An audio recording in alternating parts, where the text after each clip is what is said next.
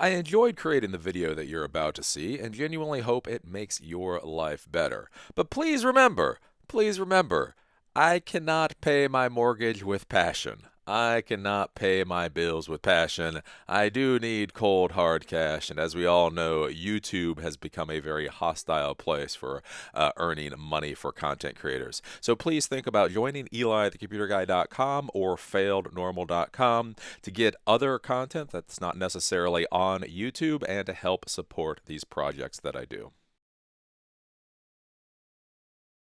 Hello again. As you know, I am Eli. Today we're going to be talking about the Magewell USB Capture Plus. Oh, this is the video capture device that I have been waiting for my whole content creator career.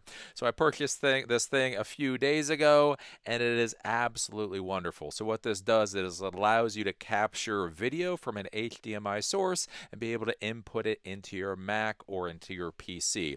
So whether you have a camera that has an HDMI output, or you have another computer that has an HDMI output, that's able to go into this thing. This then outputs it essentially as a USB webcam for your computer to use, and then you're able to grab that video and put it into things like Wirecast, into OBS, Skype, FaceTime, essentially anything that uses a webcam.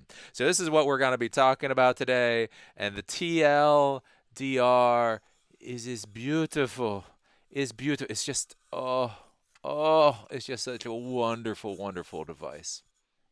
Now, being an IT professional, one of the things that I always tell you folks is whenever you talk about a product and whenever you talk about it being good or bad, the situation is generally the most important thing, right? So if you have a device and, for a lot of things it's a piece of crap, but in your particular situation, it does the job you need it to do, then it's a good device. If, people say that it's amazing, saying it's the most wonderful thing in the world, but in your particular situation, it doesn't do what it needs to do, then it's a piece of crap. So I want to talk about the situation where I run into and why I needed to buy a new video capture device. So as I talked about, I bought the new MacBook Pro, and I like this. This is a 13-inch MacBook Pro. This is the $2,000 version, and it's great. I mean, it's a great little computer. I don't care what you say. I use it every day. It's a beautiful, beautiful thing, right? But the problem is the equipment, the Blackmagic equipment that I have, doesn't connect to this because it has USB-C and Thunderbolt 3 connections. So I went out and I bought a Thunderbolt 2 to Thunderbolt 2 to Thunderbolt 3 adapter. And what I found with the Blackmagic equipment is it just doesn't work. For whatever reason, I went in to the support forums, and basically the answer is it just doesn't work. Why doesn't it work? Who the hell knows? It just doesn't work. Now, I have been using Blackmagic equipment for years now. I mean, years and years, 4 or 5 years at least, right? Probably since 2012, I've been using Blackmagic equipment.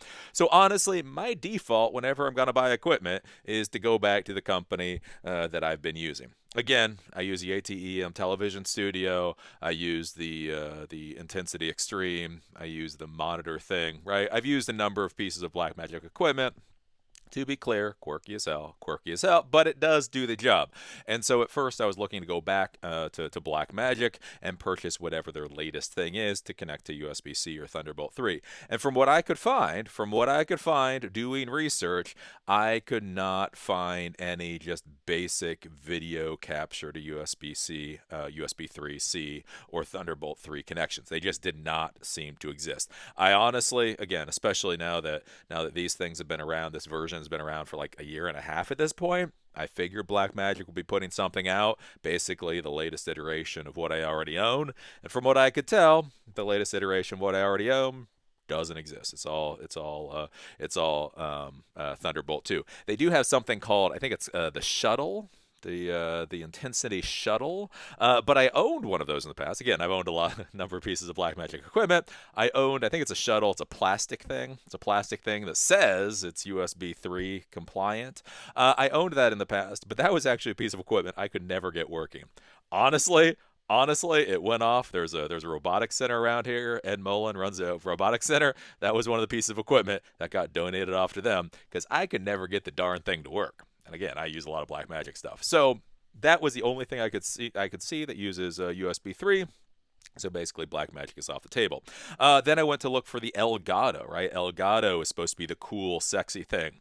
And I was going to use that for video capture. And when you look, again, not very happy at Wirecast right now. So the video, the software that I use in order to actually do this recording right now is I use Wirecast. And so if you look under Wirecast specs and the equipment that is supposed to work with Wirecast, it says the Elgato little capture devices work, right? It says it right there in the spec sheet. It says it's like not officially supported by Wirecast or Telestream, I guess it is, but supported by the manufacturer. And so it's there. So I went out there, I bought the 60S or whatever, the 60 frame per second one. I thought that was good. Plugged that in to this little $2,000 MacBook Pro, and the software worked for the Elgato. So the Elgato desktop software and the Elgato works on this. It gave me a complaint. Apparently, this is a dual-core processor. It gave me a complaint saying it's not a quad-core processor, it won't work, but it did. Actually, Elgato works fine on this thing. The problem was when you open up Wirecast in order to use the Elgato, it doesn't show up in Wirecast. And so you sit there and you're like, well, on Telestream's Wirecast specs, it says it works, but it's not working. Again, what am I doing? Do I not have the right firmware? Blah, blah, blah. Well, you go through and you read a whole hell of a lot of support forums, and what you find out is that it apparently just doesn't work. Elgato just doesn't work with Wirecast. It does work with the Mac, but it doesn't work with Wirecast. And so basically I was stuck again. I was like, what am I going to do? Well, that, again, looking at the forums and all that, that's where I came across Magewell. And basically what they say with Magewell is what's really nice is this does all the computery type stuff for you and then simply outputs the output so that it looks like a webcam as far as your computer is concerned. And what I can say is it actually really does that, and it does it as well as you think it would. So what's cool about this, right? So like with a lot of the equipment, okay, you can use it for OBS or you can use it for Wirecast, but you kind of get a little stuck with it. What's kind of cool with this is you can use this for anything. Essentially, this turns your very nice, pretty camera into a webcam. So not only can you use this for Wirecast, but you can use this for FaceTime, you can use this for Skype, you can use this for just about anything that uses a webcam. And so that's why I ended up buying this thing, and that's how we get into the situation that we're in now. This will actually connect to the MacBook Pro, does what it's supposed to do, and all the other devices that I was looking at, yeah, it just did not go well for me. So let's take a look at the USB Capture HDMI Plus on the Magewell's site. So as you know, if you follow me for any length of time, I like to buy the best quality products I can when I know this is something that I'm going to be using on a day in, day out. And so one of the things that I really like about this Magewell is if you go down here and you look at this, 4K at 60 frames per second. So it supports this natively. And so what's really nice about this is honestly, as far as video production goes, I mean, I'm not a huge fan of even 4K. Right? So 4K, 60 frames per second, these are huge video files. I don't think this will be a normal thing for a long time. But if I'm going to be buying a device like this anyway now, if I'm going to be dropping the money on it, I might as well get something that supports it. So I don't, like a lot of, if you go to CES, they're starting to talk about like 8K televisions or even 12K televisions.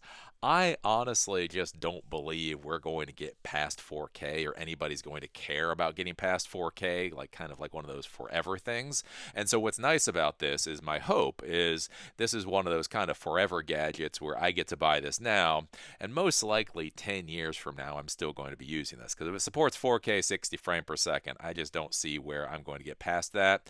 Right now you can use, for PlayStation 4, you can use it for Xboxes, basically for video gaming. So although this doesn't look as cool and sexy as an Elgato, you can use it for video game capture too. Now that is one thing Okay, I'll give you that. Maybe if you do video games, who knows, another 3 or 4 years, video games will be doing 4K at 120 frames per second. But at least for the type of stuff that I am going to be doing, 4K at 60 frames per second is more than enough for me. So you can take a look. Like I say, basically it's just got the nice HDMI input, plus you can do embedded audio, so it actually has a little audio connector on there. You're able to see the HDMI signal. So if you're going to be doing video games, if you see here, there's the input. So for the input, that's where your input HDMI goes. But the loop through, this is where you can connect like a monitor television to watch what you're doing. So that's part of it. You come down here, basically you can take a look at the interfaces. It's got mic and headphone little thing on there. It's got the USB. It's got the 4K. You come down, you can take a look. Compatible with Windows, compatible with Linux. So again, if you're going to be using Open Broadcaster or something like that, compatible with Mac, obviously, plug and play, blah, blah, blah, upscaling, downscaling, deinterlacing, compatible with software. One of the interesting things that I like about this that they actually promote here, I mean, who the hell knows? Until you do it, you don't really trust it, but it's a whole idea that it can continuously work for 24 hours a day, 7 days a week. Now, that's pretty nice because I will say, again, I have like the Intensity Extreme from Blackmagic, and it has a little fan inside. So in order to cool itself, it's got a little fan that buzzes around. Well, the thing is with if you have a fan, then that's a motor, and that's a fan that can get gunked up and fail at some point. One of the things I like about this particular device is there is no fan. There's no fan. There's no obvious cooling. It's just this little brick. I mean, like I say, when you go up and you take a look at it, that's basically what you get in your hand. So that's a pretty nice thing. Now, if you're starting to look about the price with this, it is pricey. It is pricey. It's not inexpensive, but as you can see, I did buy this thing myself. Oops. And it does come to $359. You get Prime shipping, then you just pay the tax on it. I will say, when you look at the other devices out there, capture devices cost you anywhere between $150 to $400.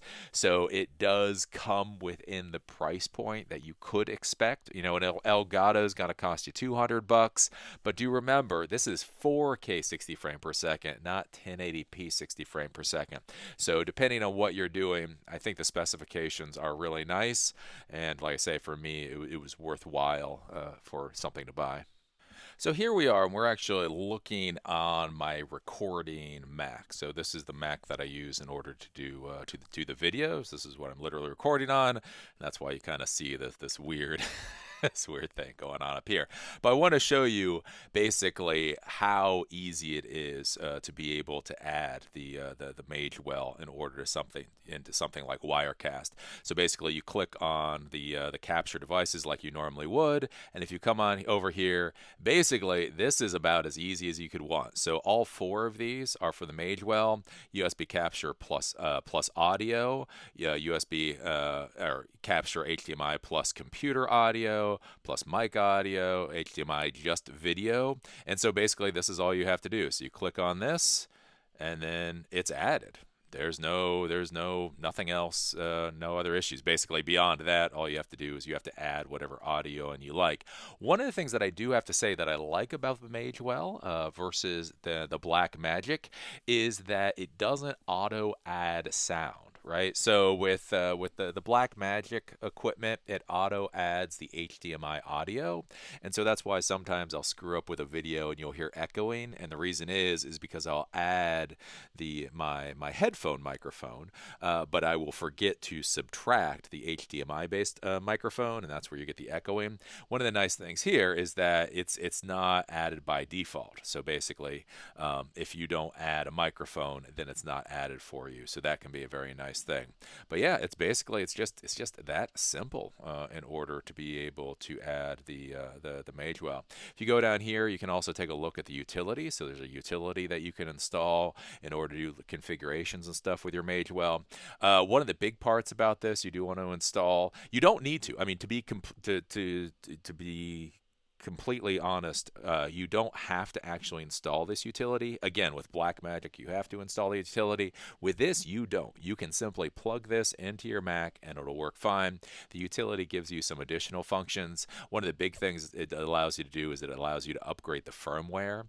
So that's a good thing. But here it'll give you the specifications. You can go over to the video. You can change things like aspect ratio if you want to change the aspect ratio. I don't know if this will break anything if I do it. Oh yeah, there we go. So you can actually see you can do it real time, right? So if whatever reason you want to tweak the aspect ratio one way or the other, you can uncheck that. If you want to do the color format, I don't know. There we go. You can screw with the color format if you want. Quantization, limited range. You can do different things here. Capture, aspect ratio, crop input. So if you want to crop the input, saturation, the whole 9 yards. Volume, so you can change the volume. Input, different input controls. The HDMI gives you some information here. And advanced obviously gives you things, shows you like frame rates, 60 frames per second or 15 frames per second if you want to do that. You can also go in here and tweak the resolution. So these gives you all of these kind of basic stuff. Honestly, I never tweak with these kind of things. This is one of those things, like the firmware. I'll update the firmware, and I did update the firmware. The rest of this stuff I don't really mess with, but it's nice to know that these kind of configurations are there if you want to do something pretty specific. So that's about all there is to say about the Magewell USB Capture Plus. I love it. Oh, it's so beautiful. It's so beautiful. I just want to do improper things to it. It's just a great little capture device. Again, I've been doing this stuff for years, and when something like this comes along, it just makes you happy. It just makes you happy. Oh, so many years of screaming and yelling and bitching and moaning about Blackmagic.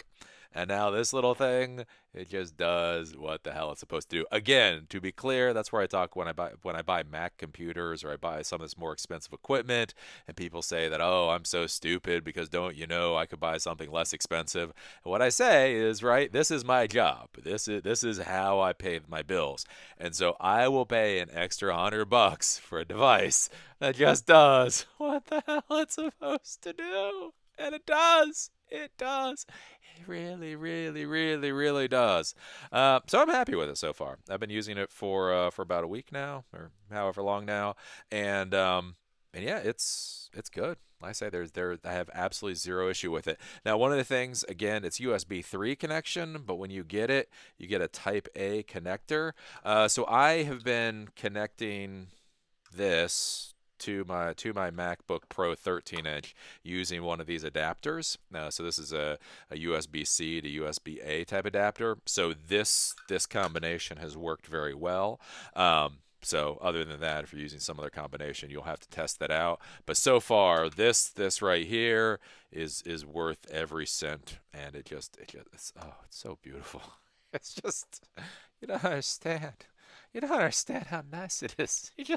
It's a great thing. It's just, right? No issues. The only thing that I will say is if you're going to be doing the higher level resolutions, you do need a good system to actually be able to process the higher level resolutions. Again, 4K 60 frame per second kills this thing. This thing just won't do it. So that is just something to keep in mind, even with a MacBook Pro like this. It really depends like what resolution you're gonna be going with for whether or not this will work for you. So if you want the full 4K 60 frame per second, you're probably gonna have to go with like the $3,000 MacBook Pro with a quad-core processor and the 16 gigs RAM and everything else.